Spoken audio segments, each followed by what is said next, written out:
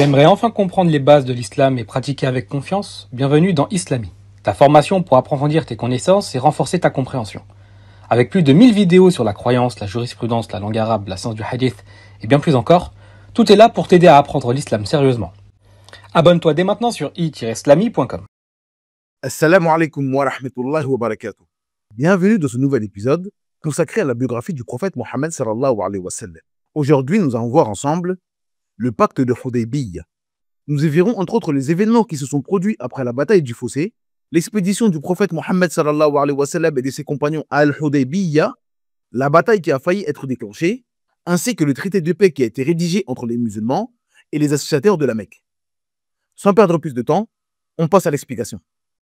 يرفع الله الذين آمنوا منكم والذين أوتوا العلم درجات والله بما تعملون خبير. بسم الله والصلاة والسلام على رسول الله وعلى آله وأصحابه ومن والاه. أما بعد. Les conséquences de la bataille du fossé. Après des semaines de siège, de peur et d'épreuves, la bataille du fossé se termina sans véritable affrontement. Allah Azza wa Jal intervint, dispersa les armées ennemies et protégea Médine de la destruction. Mais cette victoire n'était pas seulement militaire. Elle fut spirituelle, psychologique et stratégique. Ce moment marqua un tournant majeur dans la mission du prophète sallallahu alayhi wa sallam. Les ennemis perdirent tout espoir de vaincre l'islam. Les musulmans gagnèrent en confiance et les tribus arabes commencèrent à reconnaître que la vérité était avec Mohammed sallallahu alayhi wa sallam. Les 5 grands résultats de cette bataille historique sont une victoire sans combat. Allah Azza wa Jal a repoussé les ennemis remplis de colère sans que les musulmans n'aient à les affronter directement. Les tribus arabes s'étaient toutes réunies pour attaquer Médine. Mais finalement, elles sont reparties vaincues avec seulement quelques morts, tandis que les musulmans n'eurent que 3 martyrs. Cette défaite a plongé les ennemis dans le désespoir. Ils ont compris qu'ils ne pourraient jamais vaincre le prophète sallallahu alayhi wa sallam ni reproduire une telle attaque. Le prophète sallallahu alayhi wa sallam annonça alors « Quraysh ne vous attaquera plus après cette année. C'est vous désormais qui irez vers eux. » Allah Azza wa Jal confirma cela dans le Coran en disant وَرَدَّ اللَّهُ الَّذِينَ كَفَرُوا بِغَيْظِهِمْ لَمْ يَنَالُوا خَيْرًا وَكَفَى اللَّهُ الْمُؤْمِنِينَ الْقِتَالَ وَكَانَ اللَّهُ قَوِيًّا عَزِيزًا. Dans la sourate 33 au verset 25, d'après la traduction approximative, Allah Azza wa Jal dit « Et Allah a renvoyé avec leur rage les infidèles sans qu'ils n'aient obtenu aucun bien. Et Allah a épargné aux croyants le combat. Allah est fort et puissant. » La peur des tribus arabes. Après la bataille de Uhud, certaines tribus espéraient profiter d'une faiblesse des musulmans. Mais après la bataille du fossé, elles comprirent qu'Allah Azza wa Jal soutenait son messager. Elles abandonnèrent toute idée d'attaque et commencèrent au contraire à s'intéresser à l'islam.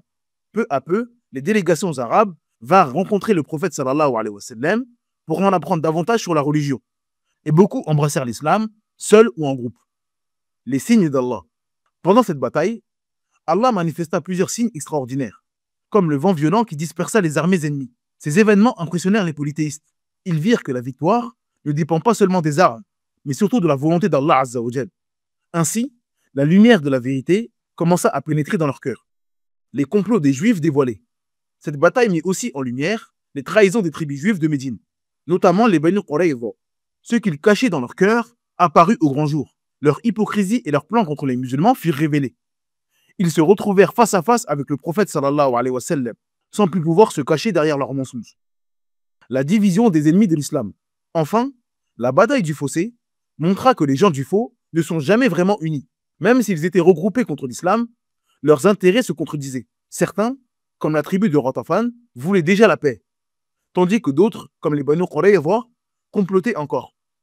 Cette division prouva que la force est du côté de la vérité, pas du côté de ceux qui s'unissent pour le mensonge.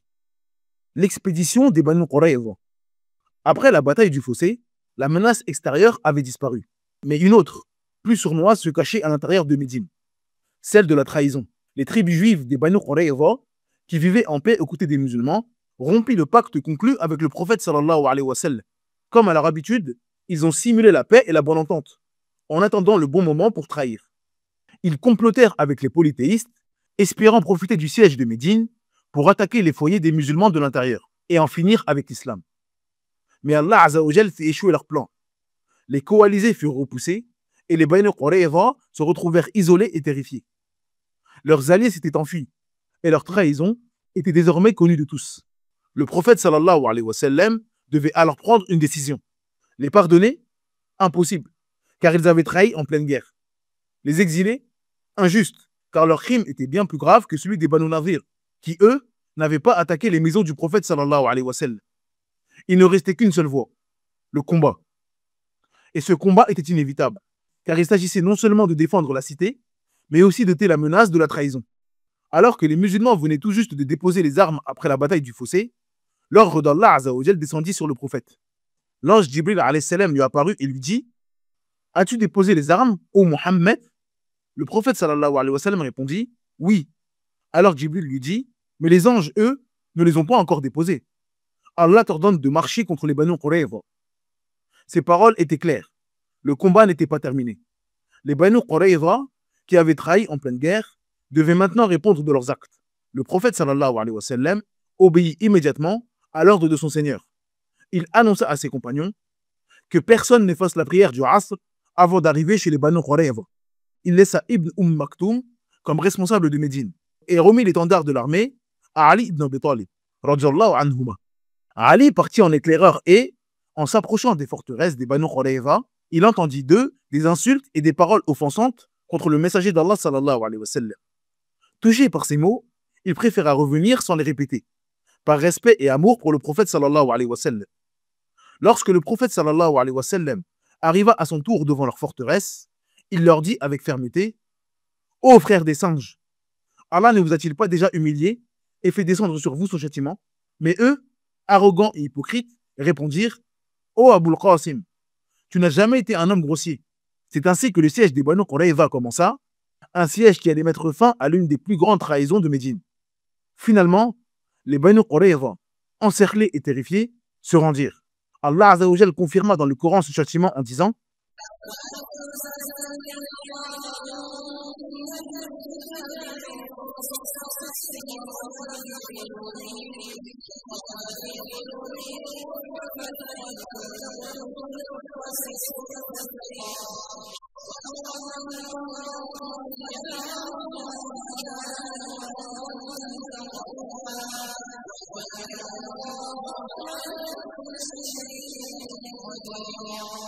Dans la sourate 33 du verset 26 à 27, d'après la traduction approximative, Allah Azza wa Jal dit: Et il a fait descendre de leur forteresse ceux des gens du livre qui les avaient soutenus, et il a jeté l'effroi dans leur cœur.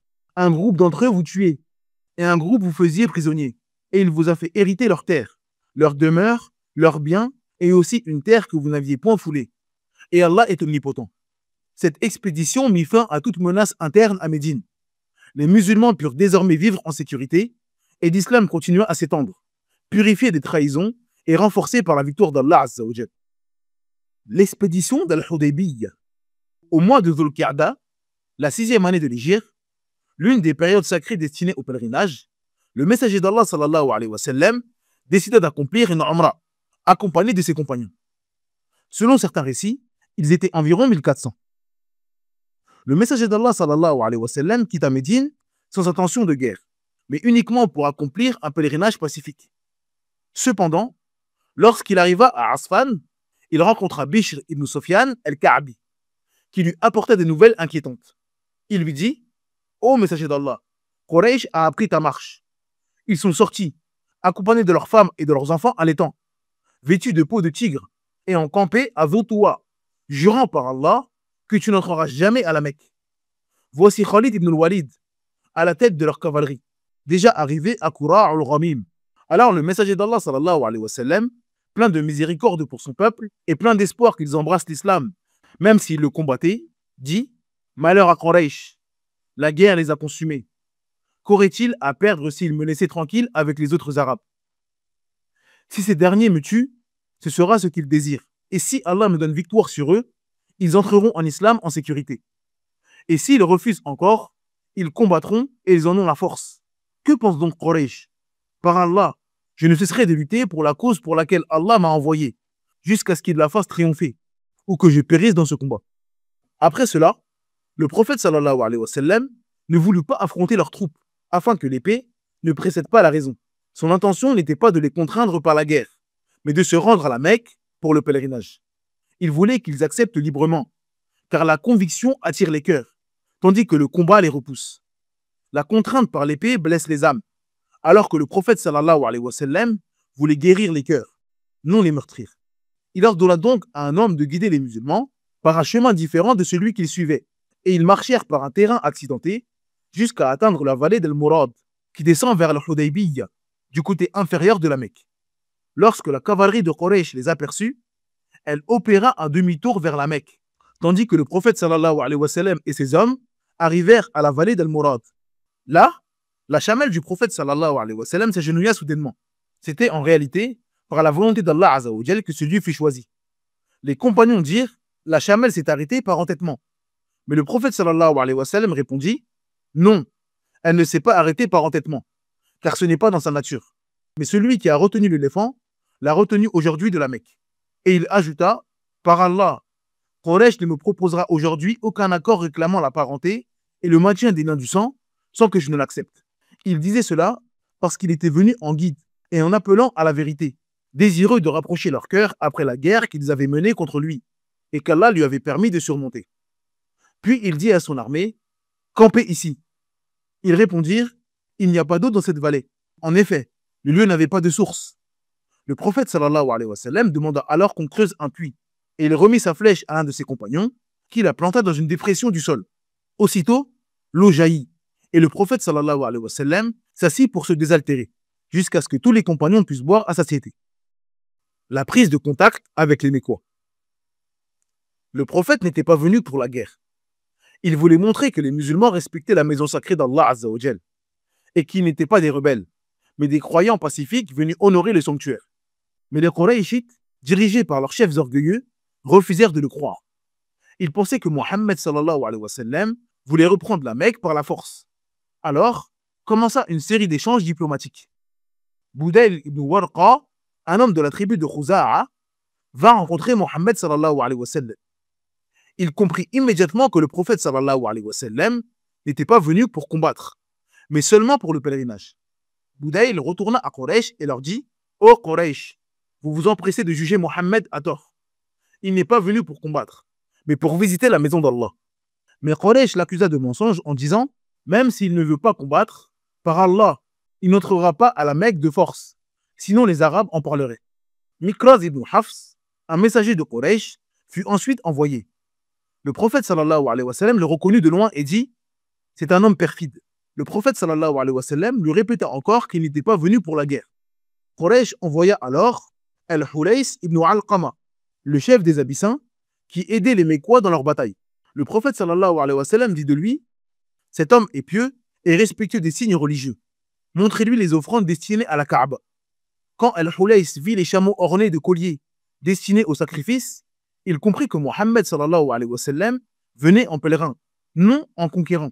Il retourna à Quraysh sans même parler au prophète, impressionné par ce qu'il avait vu. Mais Quraysh se moqua de lui en lui disant « Tais-toi, tu n'es qu'un bédouin ignorant. » Al-Hulays se mit en colère et leur dit « Ce n'est pas pour cela que nous avons fait alliance avec vous. Vous empêchez quelqu'un de visiter la maison d'Allah, alors qu'il vient l'honorer. Par celui qui détient mon âme, soit vous laissez Mohammed accomplir ce pourquoi il est venu, soit je quitte Quraysh avec mes troupes. » Alors, ils tentèrent de le calmer.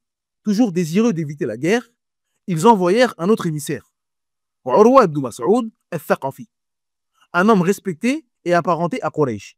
Urwa alla trouver le prophète sallallahu alayhi wa sallam et dit avec arrogance « Tu as rassemblé des gens de toute origine pour venir attaquer ta propre tribu. Quraysh a juré par Allah qu'elle ne te laissera pas entrer. » Abu Bakr, radiyallahu anhu, qui se tenait derrière le prophète sallallahu alayhi wa sallam, répondit fermement.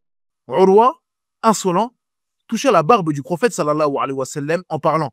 Et chaque fois, Al-Mughira ibn Shu'ba, radiyallahu anhu, posté à côté du prophète sallallahu alayhi wa sallam avec son épée, frappait sa main en disant « Retire ta main du visage du messager d'Allah avant qu'elle ne soit coupée. » Urwa dit alors à Al-Mughira « Comme tu es rude. » Le prophète sallallahu alayhi wa sallam sourit.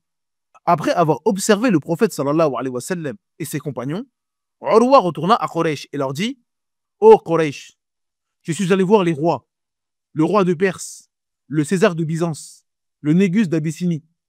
Par Allah, je n'ai jamais vu un roi autant respecté par ses compagnons que Mohammed par les siens. S'il leur ordonne quelque chose, ils s'empressent de l'exécuter. S'il se lave, ils se précipitent pour recueillir l'eau de ses ablutions. S'il parle, ils baissent la voix devant lui. Je vous le dis, jamais ils ne l'abandonneront. Ainsi, tous les émissaires de Quraysh revinrent avec le même message. Mohammed n'est pas venu pour la guerre. Il est venu pour le pèlerinage et pour rétablir la paix. Le messager du prophète sallallahu alayhi wa sallam, les Qurayshites, envoyaient des émissaires au prophète sallallahu alayhi wa sallam pour négocier. Certains rapportaient fidèlement ses paroles, d'autres les déformaient. Le prophète sallallahu alayhi wa sallam voulut donc, à son tour, envoyer un messager de confiance vers eux, quelqu'un qui irait constater la situation à la Mecque et parlerait en son nom. Il pensa d'abord à Omar ibn Khattab, radiyallahu anhu, un homme fort, courageux et expérimenté dans les missions diplomatiques même avant l'islam. Mais Omar radiyallahu anhu savait que les Qurayshites le détestaient profondément, car il avait été l'un de leurs plus farouches opposants après sa conversion. Il craignit donc qu'il ne l'emprisonne ou ne le tue avant qu'il ne puisse transmettre le message. Alors, sans refuser la mission, il suggéra au prophète sallallahu alayhi wa sallam un autre homme. Il dit: Ô messager d'Allah, envoie plutôt Uthman ibn Affan. Il a parmi Quraysh une famille puissante qui le protégera. Le prophète sallallahu alayhi wa sallam accepta. Uthman était un homme doux, calme et respecté, appartenant à la tribu des Banu Umayya, ce qui lui garantissait protection et sécurité. Avant même d'entrer à la Mecque, il croisa Aban ibn Sa'id ibn al-Asr, un notable mécois de sa propre tribu. Celui-ci l'accueillit avec affection, le plaça sous sa protection et l'accompagna jusqu'à ce qu'il transmette le message du prophète sallallahu alayhi wa sallam à Quraysh. Uthman radiyallahu anhu rencontra alors Abu Sufyan et les chefs de Quraysh, leur transmit fidèlement le message du prophète sallallahu alayhi wa sallam et précisa qu'il n'était pas venu pour la guerre. Ils l'écoutèrent sans hostilité et lui dirent: Tu peux toi faire le tawaf en toute sécurité. Mais Uthman refusa avec grandeur en disant: Je ne ferai pas le tawaf avant que le messager d'Allah sallallahu alayhi wa sallam ne le fasse lui-même. Les Qurayshites le gardèrent quelque temps à la Mecque, sans mal, mais sans le laisser partir. Et comme il tardait à revenir, une rumeur circula chez les musulmans. Uthman a été tué. Le choc fut immense. Les compagnons, bouleversés, se rassemblèrent autour du prophète sallallahu alayhi wa sallam, prêts à combattre pour venger la mort de leur frère. Le pacte d'Ar-Ridwan. Quand la rumeur du meurtre de Uthman ibn Affan radiyallahu anhu se répandit, le prophète sallallahu alayhi wa sallam considéra cela comme un acte de guerre, car tuer un émissaire constitue un crime grave. C'est une trahison de la paix et une hostilité ouverte contre celui qui l'a envoyé. Face à cette situation, le prophète sallallahu alayhi wa sallam se prépara au combat et appela ses compagnons à lui prêter serment d'allégeance. Ce serment était une promesse de ne pas fuir et de combattre jusqu'à la mort, non par contrainte, mais par choix et sincérité, un engagement moral et spirituel pour Allah Azza wa Jal. L'allégeance fut donnée sous un arbre, et tous les compagnons présents y participèrent, sauf un homme que le prophète sallallahu alayhi wa sallam ignora. À ce moment, le messager d'Allah sallallahu alayhi wa sallam déclara: Nous ne quitterons pas cet endroit avant d'affronter le peuple de la Mecque. Puis Allah Azza wa Jal révéla des versets puissants en disant: لقد رضي الله عن المؤمنين إذ يبايعونك تحت الشجرة فعلم ما في قلوبهم فأنزل السكينة عليهم وأثابهم فتحا قريبا ومغانم كثيرة يأخذونها وكان الله عزيزا حكيما وعدكم الله مغانم كثيرة تأخذونها فعجل لكم هذه وكف أيدي الناس عنكم ولتكون آية للمؤمنين ويهديكم صراطا مستقيما وأخرى لم تقدروا عليها قد أحاط الله بها وكان الله على كل شيء قديرا ولو قاتلكم الذين كفروا لولوا الأدبار ثم لا يجدون وليا ولا نصيرا سنة الله التي قد خلت من قبل ولن تجد لسنة الله تبديلا وهو الذي كف أيديهم عنكم وأيديكم عنهم ببطن مكة ببطن مكة من بعد أن أظفركم عليهم وكان الله بما تعملون بصيرا. Dans la sourate 48 du verset 18 à 24, d'après la traduction approximative, Allah Azza wa Jal dit: Allah a très certainement agréé les croyants quand ils t'ont prêté le serment d'allégeance sous l'arbre. Il a su ce qu'il y avait dans leur cœur et a fait descendre sur eux la quiétude. Et il les a récompensés par une victoire proche, ainsi qu'un abondant butin qu'ils ramasseront. Allah est puissant et sage.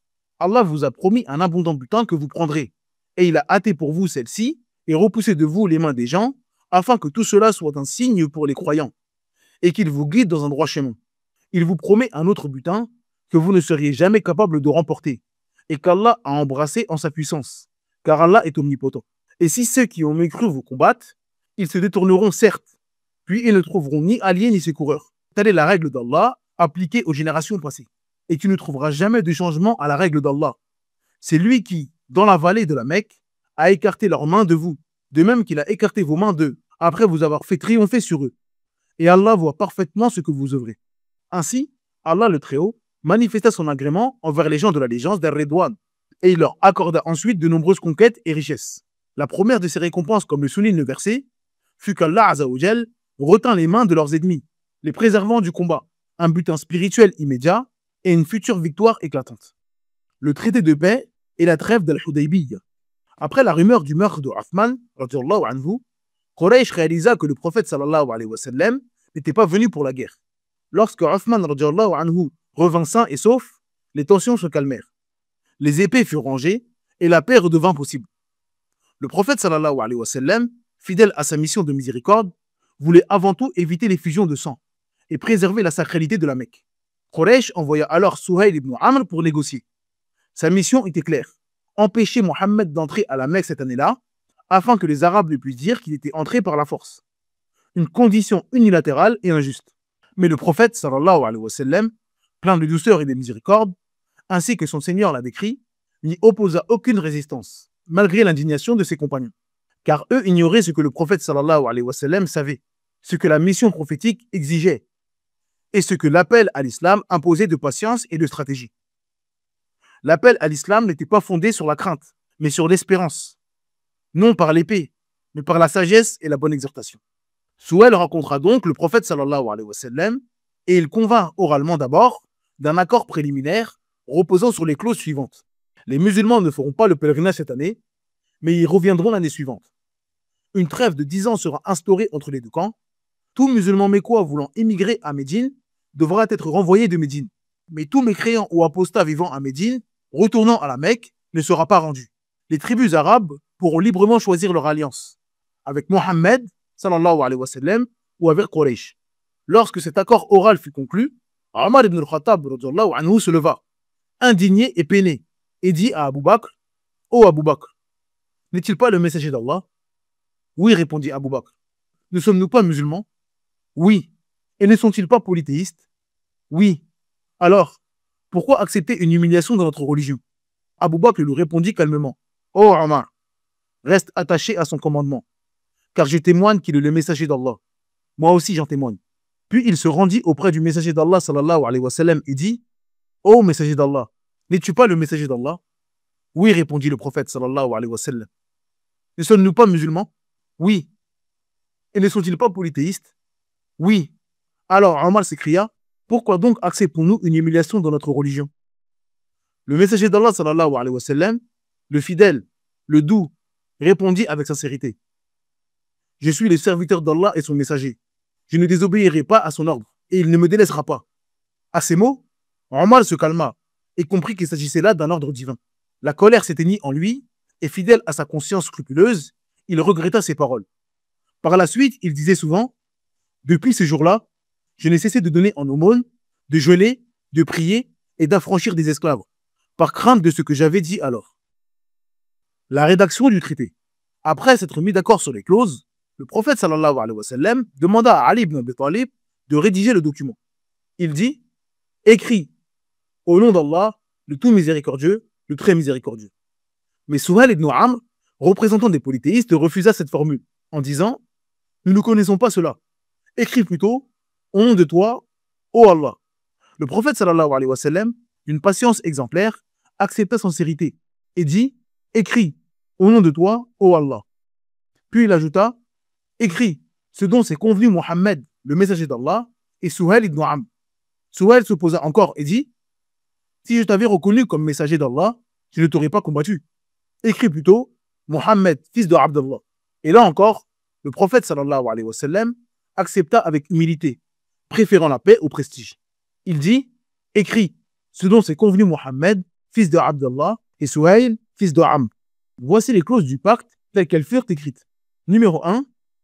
Une trêve de 10 ans. La fin de la guerre, afin que les gens vivent en sécurité. Si un membre de Quraysh rejoint Mohammed sallallahu alayhi wa sallam sans permission, il devra être renvoyé de la ville de Médine. Mais si un musulman retourne à Quraysh, il ne sera pas renvoyé à Médine. Deuxième, cessation des hostilités. Plus de trahison, plus de pillage, ni d'attaque entre les deux camps. Troisième, liberté d'alliance. Chaque tribu arabe est libre de s'allier soit avec Mohammed sallallahu alayhi wa sallam, soit avec Quraysh. Les Khuza'a choisirent l'alliance du prophète sallallahu alayhi wa sallam, tandis que les Banu Bakr rejoignirent Quraysh. Parmi les témoins musulmans figuraient Abu Bakr, Omar, Ali, Sa'd ibn Abi Waqqas et Abdurrahman ibn Auf. Il y eut aussi une stipulation pratique que Quraysh exigeait et que le prophète sallallahu alayhi wa sallam accepta. Les musulmans ne rentreraient pas à la Mecque cette année, mais pourraient revenir l'année suivante. Ils y resteraient 3 jours avec leurs armes dans leurs fourreaux, sans provoquer d'incident. Le prophète sallallahu alayhi wa sallam accepta toutes ces conditions, bien qu'elles semblent injustes, par choix et non par faiblesse. Il aurait pu combattre, car son armée faisait peur à Quraysh, mais il choisit la sagesse, la paix et la miséricorde, car il n'était pas un conquérant au cœur dur, mais un prophète envoyé pour guider, non pour détruire. La sortie de l'état de sacralisation. Les musulmans devaient se libérer de leur état de sacralisation, puisqu'ils n'allaient pas accomplir la Umrah cette année-là. Pour cela, ils devaient se raser la tête ou se couper les cheveux. Le prophète sallallahu alayhi wa sallam leur ordonna donc de sacrifier leurs bêtes et de se raser la tête. Mais les compagnons, encore bouleversés par la trêve et peinés de ne pas entrer à la Mecque, restèrent immobiles malgré 3 ordres répétés. Voyant cela, il rentra dans sa tente auprès Salama, qui l'accompagnait dans cette expédition. Il lui fit part de ce qu'il avait ressenti de la part des gens. Avec la douceur et la sagesse d'une épouse aimante, Salama radhiyallahu anha lui dit « Ô prophète d'Allah, veux-tu qu'il le fasse? Sors, sans parler à personne. Sacrifie toi-même ta bête et fais venir ton coiffeur pour te raser. » Le prophète sallallahu alayhi wa sallam fit exactement ce qu'elle lui conseilla. Il sortit sans adresser un mot à quiconque, sacrifiant sa bête et se faisant raser la tête. Lorsque les compagnons le virent agir, ils se levèrent tous, sacrifièrent leurs bêtes et commencèrent à se raser mutuellement, à tel point que certains manquèrent de se blesser, tant ils étaient bouleversés et peinés d'avoir tardé à obéir. Une fois tous désacralisés, les musulmans retournèrent vers la ville de Médine.